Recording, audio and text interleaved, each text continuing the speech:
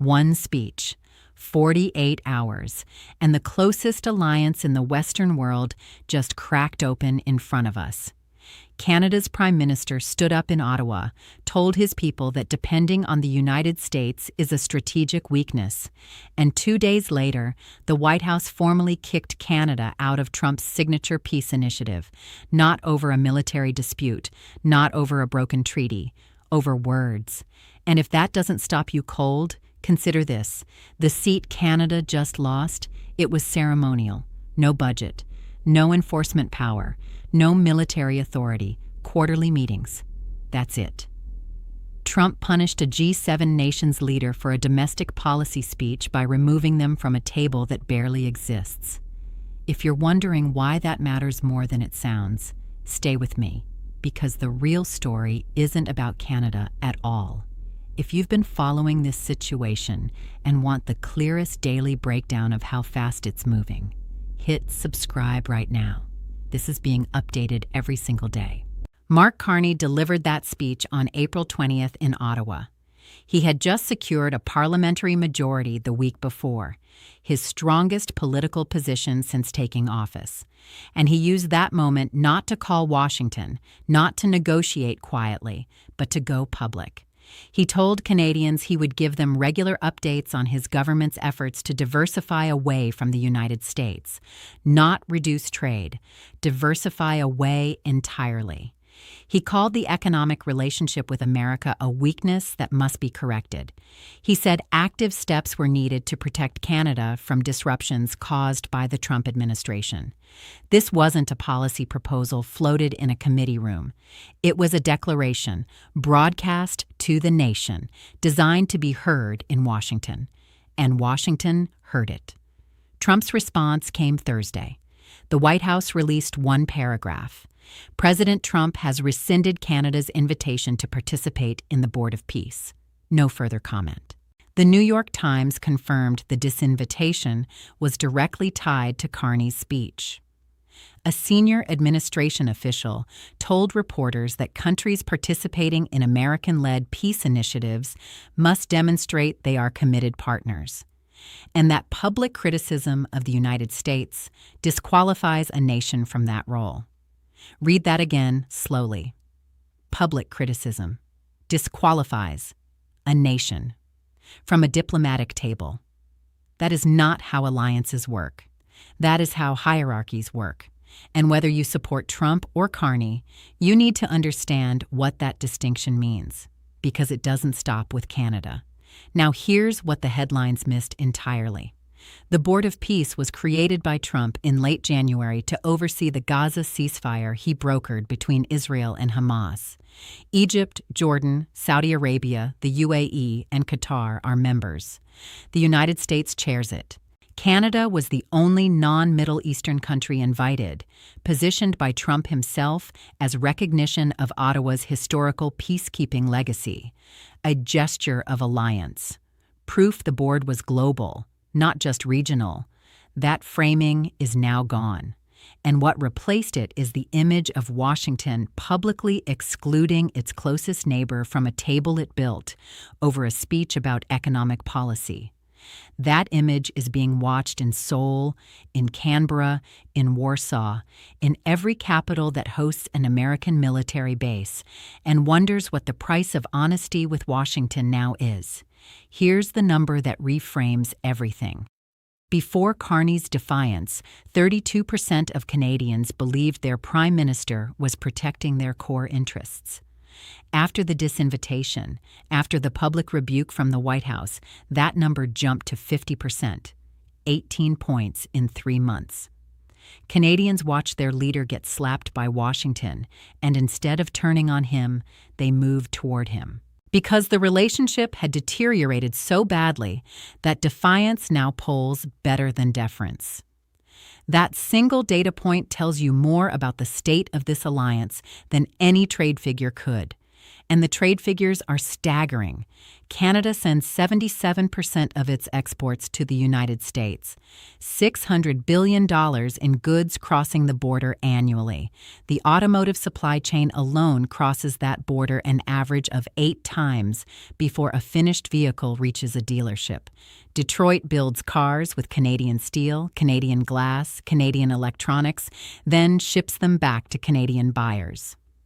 2.7 million American jobs depend on trade with Canada. The infrastructure connecting these two economies isn't a policy decision. It's physical. Pipelines, rail lines, power grids, highway crossings. You cannot redirect that to Europe because your prime minister gave a speech you didn't like. But Carney isn't claiming he can do it overnight. He's signaling something more dangerous to Washington than a trade war. He's signaling a generational shift in intent. His argument is precise. Even the threat of American protectionism is destabilizing enough to justify action. When Trump floated 25% tariffs on Canadian steel and aluminum in January, before they ever became policy, the uncertainty alone froze investment, cost manufacturers contracts, and sent the Canadian dollar to its lowest point against the greenback in 4 years. Carney's conclusion is that negotiating better terms with Washington is no longer sufficient, because a partner who can destabilize your economy with a social media post at 3 a.m. is not a partner. It is a dependency. And dependencies create leverage for whoever controls the switch. So what does Trump do now? 3 options exist, and none of them are clean. Escalate. Impose the threatened tariffs, pull out of USMCA, make an example of Ottawa. But that destroys American supply chains alongside Canadian ones and signals to every ally that partnerships with Washington are transactional and disposable. De-escalate, invite Carney to Washington, negotiate, restore Canada to the board. But that looks like capitulation after a public punishment, and Trump does not publicly back down. Or drift. Let the relationship stagnate. Let Carney pivot toward Europe. Let trade agreements slow and investment decisions shift. That is the most likely outcome. And it is the most dangerous. Because drift in a relationship this economically integrated is itself a form of rupture. The companies making 10-year investment decisions are not waiting for diplomatic resolution. They are already acting on the assumption that the drift is permanent, and assumptions acted upon become self-fulfilling. According to the Washington Post, Trump may already recognize he pushed Canada too far. Because Carney is not Trudeau. Trudeau would negotiate, would take the call, would find a formula that let both sides save face. Carney's team has told reporters he has no plans to reach out to the White House, no plans to walk back the speech, no plans to request reinstatement to the Board of Peace. Instead, Ottawa is moving forward with what they call the Economic Security Framework, a classified 5-year plan to redirect Canadian trade, investment, and supply chains away from American markets. Canadian officials have already briefed allies in Brussels and London. The message delivered: Ottawa is serious. What you're watching is not a diplomatic dispute. It is a stress test of the model of American alliance that has governed the Western world since 1945. For 75 years, the framework was stable, align strategically, trade freely, manage disagreements through institutions. Allies could push back publicly without being excluded. Canada refused to join the Iraq War in 2003. Ottawa was not punished. France opposed it more loudly. France was mocked, not sanctioned. Disagreement was normal. Exclusion was not. Trump changed the terms. Disagreement is now treated as disloyalty. Disloyalty is now punishable, and punishment is now public. Carney gave a speech about economic diversification. Trump classified it as insubordination. That gap between policy disagreement and insubordination is the gap between an alliance and a hierarchy. By removing Canada from the Board of Peace, Trump answered the question every American ally has been quietly calculating since January. Does Washington treat partners as allies or as subordinates? The answer, demonstrated through action, is subordinates. This is why other capitals are watching with more than passive interest. South Korea has signed 15 new trade agreements with India. Australia is expanding military cooperation with Japan. NATO members in Eastern Europe are building independent defense production. Each one is running the same internal calculation. If American reliability is now conditional, find alternatives before you need them. Trump wanted transactional alliances. What he is discovering is that transactions run in both directions. And Canada's transaction, defiance in exchange for diversification, may be the first public test of whether the cost of American subordination has become higher than the cost of walking away. Here is what is confirmed. Trump removed Canada from the Board of Peace 2 days after Carney called reliance on the United States a strategic weakness. Carney secured a majority with 51% of the vote, the strongest mandate a Canadian Prime Minister has held in 16 years. Ottawa is developing a classified economic security framework to redirect trade away from American markets. Canadian public support for that direction has risen 18 points in 3 months. Trump has 3 options, and the most likely one, drift, is also the one most likely to produce permanent realignment without either side ever formally deciding to break. What is not confirmed is whether this relationship can be repaired at all, whether we are watching a diplomatic episode or the opening chapter of a structural separation. Whether Canada's attempt to walk away from the American economic system will prove that alternatives exist, or prove that the gravity of that system is inescapable.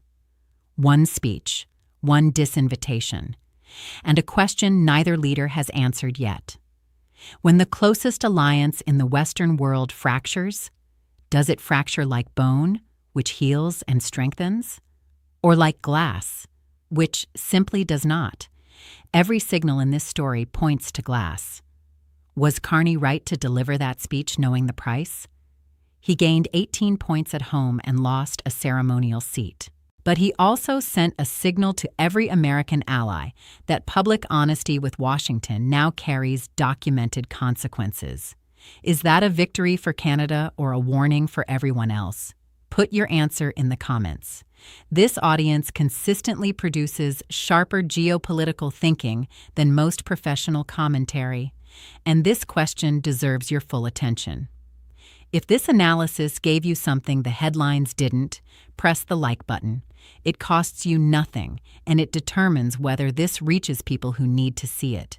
Share this with one person who follows this story, not for my numbers, but because most people consuming headlines right now don't understand what's actually at stake in this alliance. This series is updated daily, not weekly, not monthly, daily. If you're not subscribed yet, this is the moment. Hit subscribe and turn on notifications. The next chapter in this story is already developing, and you'll want to be here when it does.